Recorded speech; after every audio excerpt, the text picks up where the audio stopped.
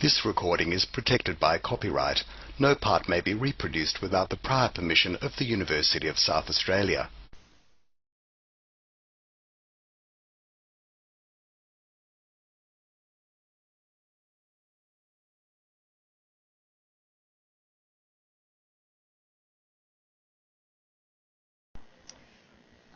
So first up this afternoon, we've got Associate Professor Melanie Swalwell talking about a Popular Memory Archive project she's working on. Melanie is Associate Professor in the Screen and Media Department at Flinders University, and she tells me she's just been on a whirlwind one-week trip to Atlanta, so hopefully she's not too jet-lagged today. But I'll hand over to Melanie.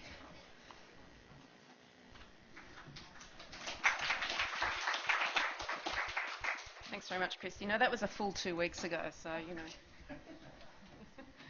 All right.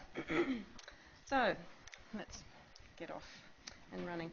As conversations about the cultural significance of digital games become increasingly sophisticated, debates about what institutions will keep and preserve and what to focus collecting efforts on, the hardware and or software, the artefact or object or documentation, continue.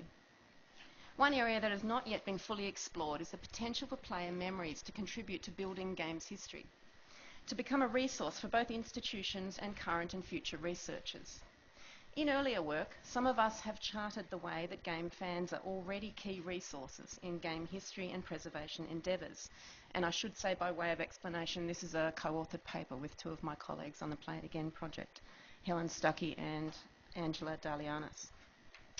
So in this paper, we focus on a research portal that the Play It Again project is developing called the Popular Memory Archive. The PMA begins from the dual premises that in the 1980s, games were often the way in which people first came into contact with the then new microcomputers, and that in researching the reception of 1980s digital games, the memories of players are key.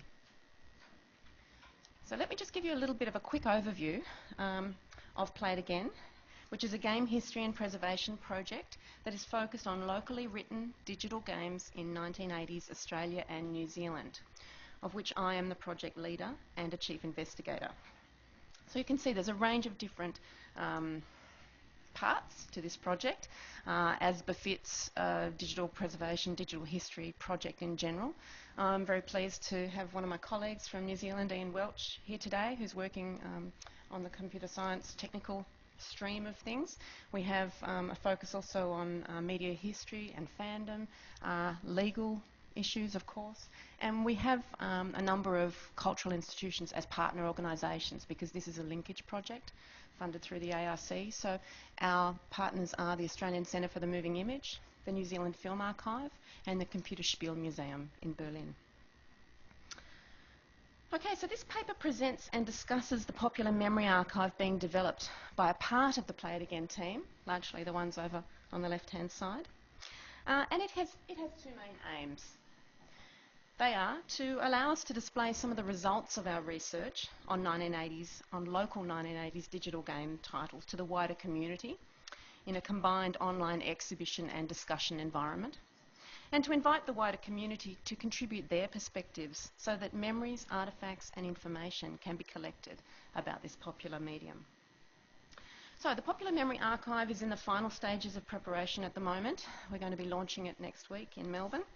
So I'll show you and discuss a little bit of both of these aspects in this paper, as both parts involve oral history work of a kind.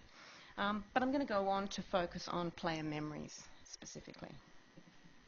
So, the PMA seeks to balance a history of production in the specific national contexts that I've talked about with a history of use and reception. In researching the history of production, we've sought to compile information, first of all, on as many locally produced 1980s microcomputer game titles as possible. And so far we've identified in Australia more than 700 titles, and in New Zealand more than 200. From this, we have selected a short list of 50 titles, which will be featured in an online exhibition served from a database. And I'll quickly give you a little sneak peek at how it looks in Internet Explorer, which I have to say is not very good. I have been looking at it in Chrome, But here's an example of an entry for a title called Carriers at War. And we have been collecting game metadata along with documentation of all sorts. So maps, walkthroughs, etc. And there should be a bunch of screenshots showing up, which are not showing up. And, oh yes they are, they're just showing up as very big blocks instead of small thumbnails. There we are. And down the bottom we have some box art, which are also very large. And lots and lots of different forms of documentation anyway. And down the bottom we have some gameplay footage that is being embedded from YouTube. And some space for people to make comments and submit their memories. The other thing I'll just very quickly try and show you is that we're linked, this is all in a database, so it's, there are a range of hyperlinks that we can click on here so that we can look at a range of other titles that were made, say, for the Apple II computer, and that will get us through to another historical game title, that is Jacaranda Wiley's Goldfields, A Simulation of Life on the Diggings. And on it goes. So there's 50 game title entries that we've been working on putting together. Just to give you a bit of a feel of it. Okay, so we're hoping that this initiative will, along with other parts of the project, enable the long-term preservation of a range of perspectives about the games and provide a comprehensive source of information about them. Data is categorised and tagged to cater for different themes to be discovered and appended. And I've showed you sort of, the platform is one means by which you can generate new perspectives that might be there. Okay, alongside this online exhibition, there'll be an associated online program of events in the form of a curated blog with a host and guests on a monthly theme. This will begin in November, and this is our draft schedule to date. So you can see some of the kinds of things that we're going to be discussing on our blog over the coming 12 to 18 months. This will evolve also. Our selection of titles for the shortlist has been conducted with this unfolding public program of guests in mind, and the project focuses on a breadth and depth of platforms, themes and contrasting attributes, so we get to explore a whole range of different issues and have games that illustrate these themes in turn. In time we'll also have playable versions of as many of the games online as we can get, legally. You can ask me about that later. Okay. So in seeking to understand the rise of the microcomputer and the cultural significance of video games, the Popular Memory Archive moves beyond a technology history to understand video games history in terms of a history of uses and interactions. This is in keeping with scholars such as Patricia Galloway's call for the importance of personal knowledge in comprehending personal computing. It also echoes the observation that Trevor Utzhorn and Nellie Pinch make when they write in their book Why Do Users Matter, quote, whereas historians and sociologists of technology have chosen technology as their major topic of analysis, those who do cultural and media studies have focused primarily on users and consumers, end quote. So we have the history of production, of published reviews and that kind of thing, and this is Alfred Milgram, the principal of Beam Software and Melbourne House Publishing, a very important company in Australia's digital games history, on the cover of Australian Business Review in 1984 with his copy of The Hobbit, sort of symbolising or standing in for the production history. But we also want to capture the history of consumption. And so here I'm using this image which has been submitted to our Facebook page by Muzzbuzz, where he's playing international karate on his family's C64 in 1983, which is a lovely, lovely image. Okay, so moving on to player memories now. Recognising that game culture in the 1980s was highly participatory, hands-on, and often characterised by a do-it-yourself ethic, the project aspires to create a history of games as they've been used and experienced. The collation of information about selected game titles is intended to drive the program and act as a prompt to elicit participation and materials from audiences. So a kind of stimulus to get to get their memory juices flowing, if you like. We want to hear about what people did with early computers and games, what games they wrote, what these games mean and meant to them now and then, what records they have, and what difference their involvement with games made.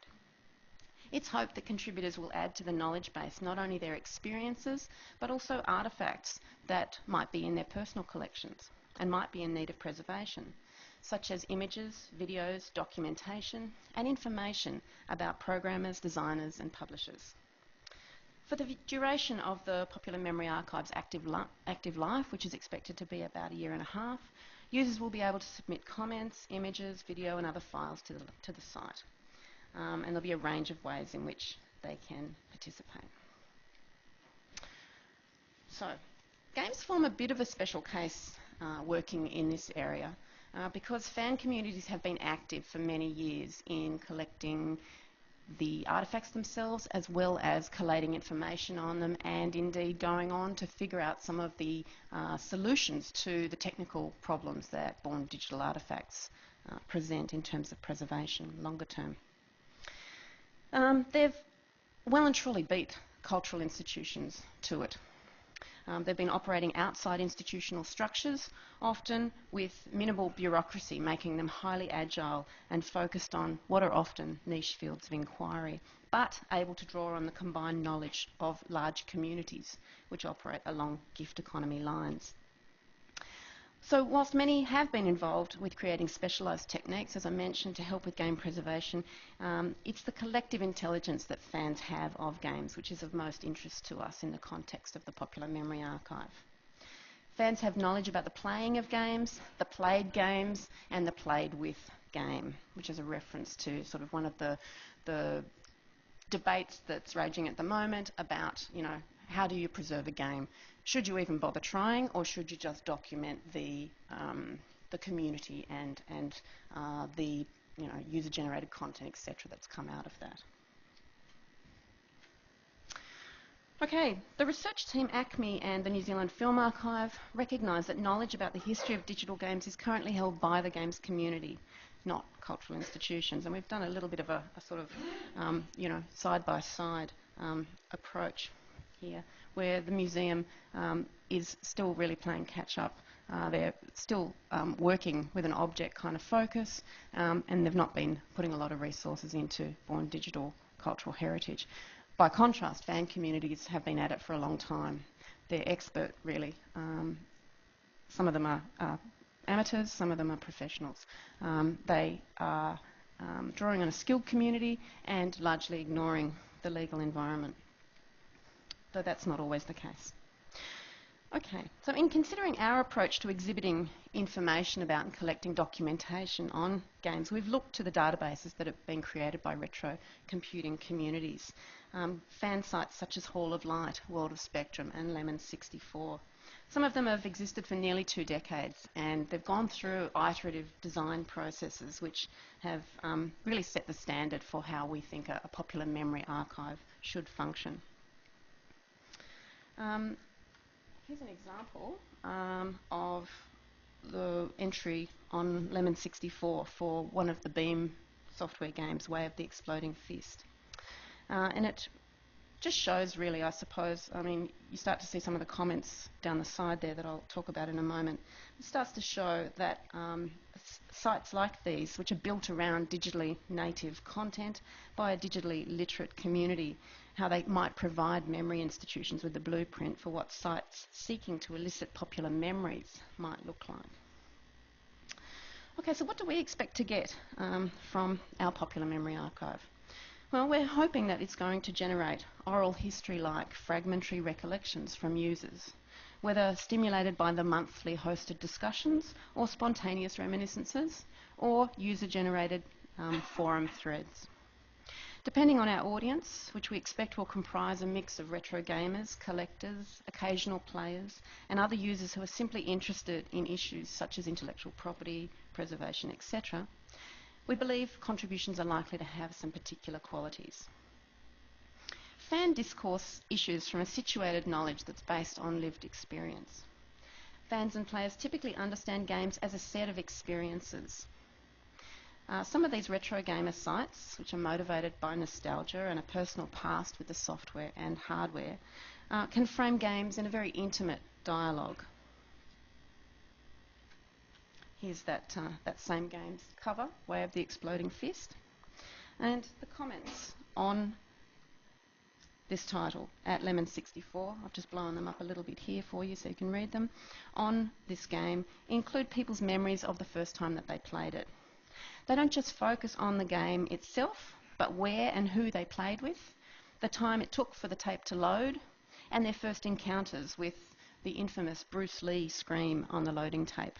So as you're loading the audio cassette into your computer, there was this scream because it's a martial arts game.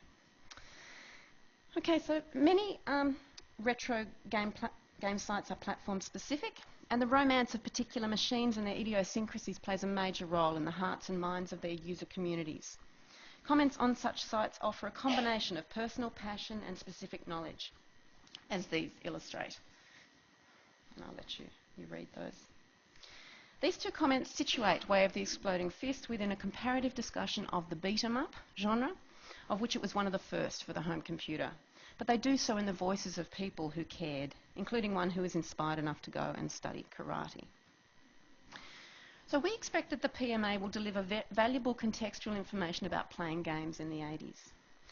As one of the key reports in this area that came out of the US Preserving Virtual Worlds project funded by the Library of Congress states, context is critical for creating an understanding of games for future users and researchers, and it's those people we're thinking of as well as people at the moment. So this project seeks to provide access to the past, both by making games from the past replayable and through a remaking that relies on the collection of fan and player memories. One point in particular where popular memory can be useful is in appreciating some of the early innovativeness of 1980s games. It can be really difficult to appreciate, if you like, backwards what was innovative 30, 40 years ago. And Way of the Exploding Fist had a sense of fluid control with the joystick that was revolutionary at the time of its release. And this intuitive mapping, then intuitive mapping of the joystick is really lost to a generation raised on the precision and speed of current peripherals. So an understanding of both the social and material conditions of the consumption and reception of these early games can be difficult to collect, preserve and display. Documenting player memories is one way to approach this dilemma and to record the experience of these games. There can also be a drawback, of course, when we're drawing on people's memories which are incredibly nostalgic.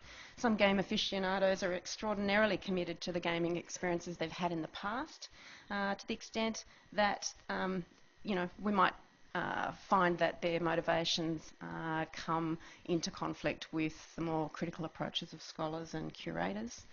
And Chrissy mentioned I've just been to the US and back, where I gave a paper at the Art History of Games conference on the way that some game lovers, as I term them, refuse to recognise that the realities of keeping games going mean that they will need to change. And some consider any departures from the original experience to be inauthentic, a position which really is based upon the common sense notion that history is about the way it really was. So critical scholarship will sometimes come up against those who continue to privilege the original experience above all else. So we do differ from these sites, which we take inspiration from. Finally, I think I have a slide here, yes, on why player memory is valuable. The final point I wanted to make is really that this is a local history of games that we're building. There's a growing body of material on the history of games, but this has most often centred on the US, the UK and Japan.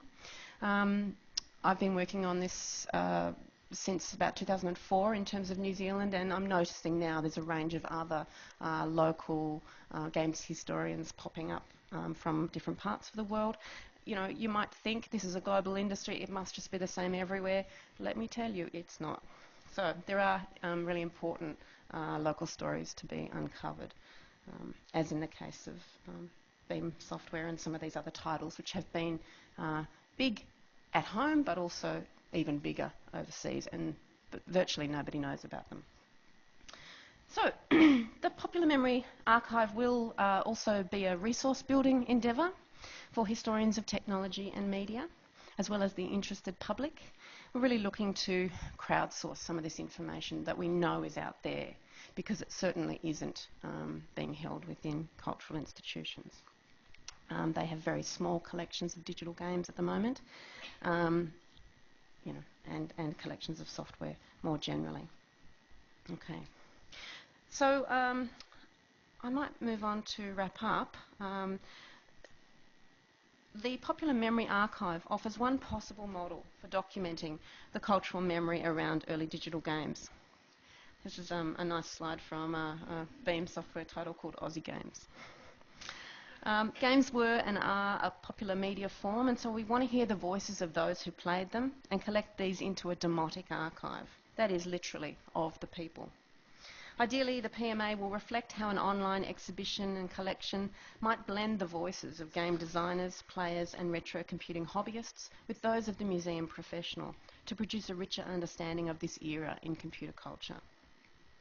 The PMA has the potential to engage the museum also in a more transparent process of meaning making by placing on display the ambition to both allow invested communities to shape narratives, become part of the information exchange, and work directly to build the archives. It will also in turn provide rich contextual content that helps new audiences make connections to these objects. The significance of this project is to be found in the scenario where games from this era stop working. Whilst Play It Again will be making it possible to play selected games from this era again without needing a sophisticated knowledge of emulators, if and when these games stop working, the PMA will have netted popular memories together with ephemera, artefacts and other documentation. Whilst these may be fragments told in different voices, these will allow future researchers to piece together a sense of what it might have been like to play these games in 1980s Australia and New Zealand. In this, the Popular Memory Archive evokes a model proposed by the net art preservationist Anne Laforette, based on the Archaeological Museum. As Laforette notes, archaeology works with, quote, fragments, assembling objects of different status and in different states, which makes sense when put together. It knows how to deal with voids, gaps, missing parts, and, through a recontextualisation, how to propose a plausible state of what the original situation could be, whilst maintaining open alternative hypotheses. The status of what is displayed and shown is significantly different in an archaeological museum compared to an art museum.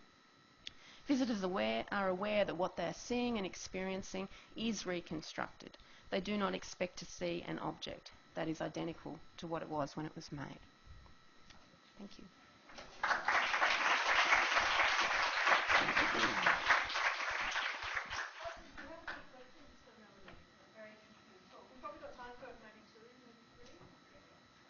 I'm just wondering if you're planning to do anything similar with face-to-face games, because this was also the rise of things like Dungeons and Dragons and a whole sway of Australian companies that produce things like that.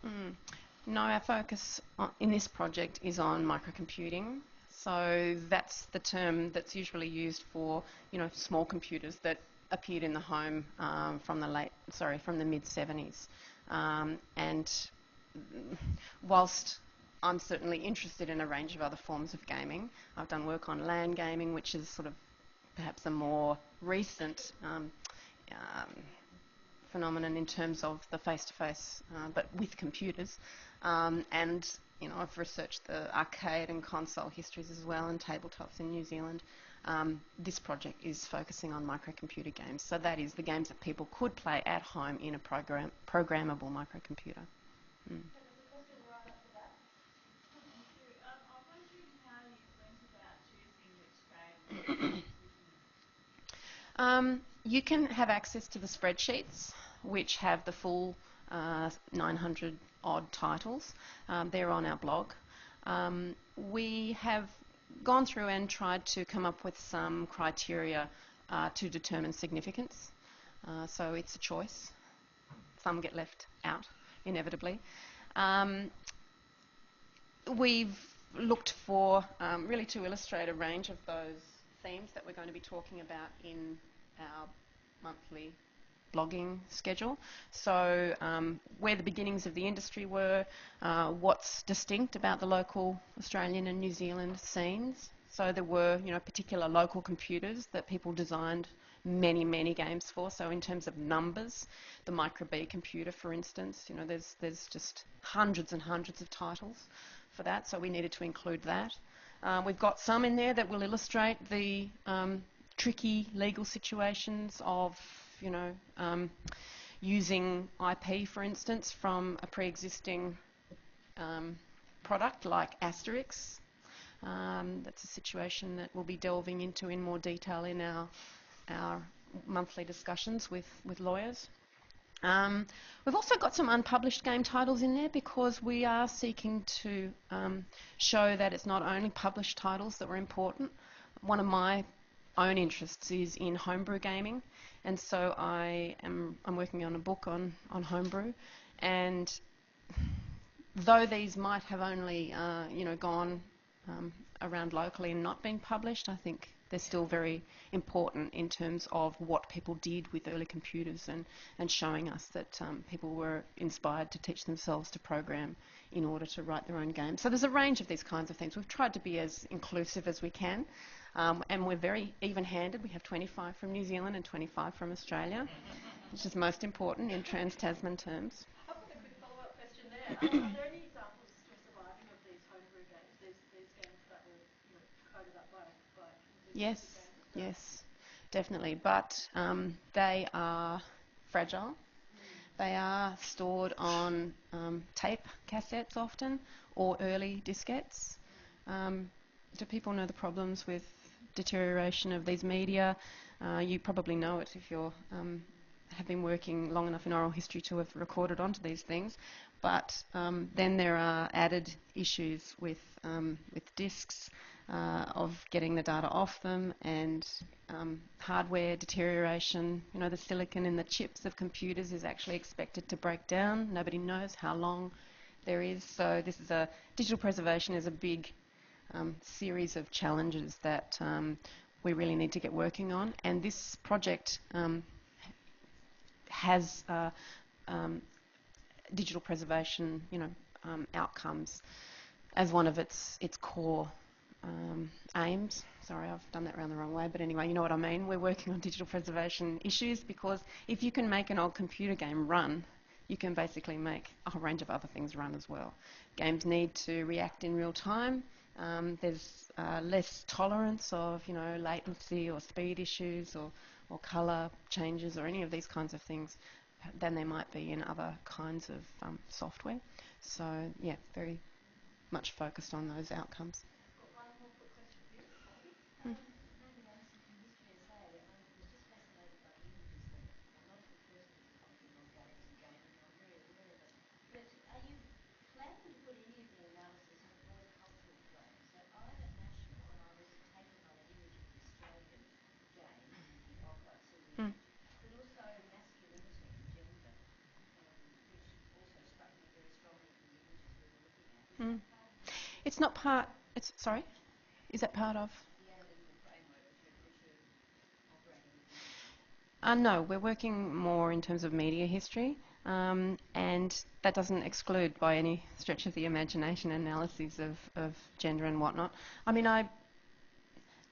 it's not the core work that we're doing, but that's certainly open for other people to do, and this will be up there for anybody to have a crack at.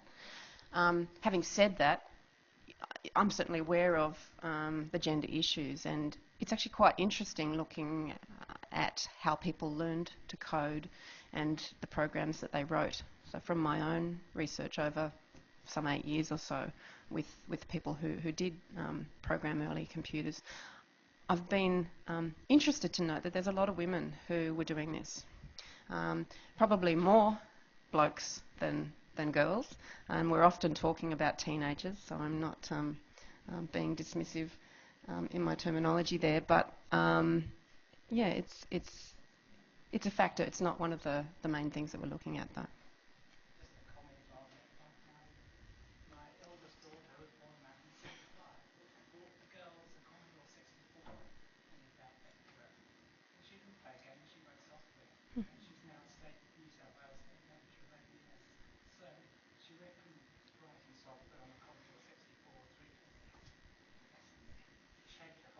Absolutely. Absolutely. I mean, really, the coming of computers is probably the stronger frame that we're looking at here. Games were one of the ways in which people became familiar with computers, and it has had lifelong influences in many people's lives. So, yeah, thanks for that.